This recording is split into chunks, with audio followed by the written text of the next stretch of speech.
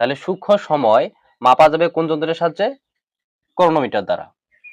জাহাজের সময় নিরূপণের যন্ত্রের নাম কি?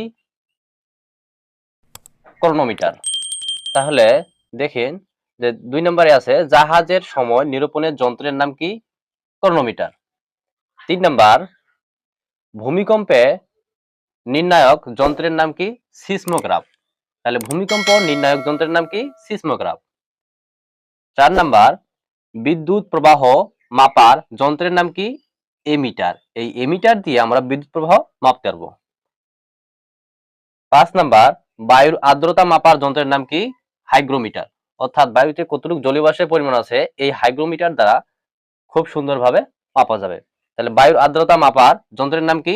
হাইগ্রোমিটার। 6 নাম্বার দুধের বিশুদ্ধতা বা ঘনত্ব মাপার যন্ত্রের নাম কি?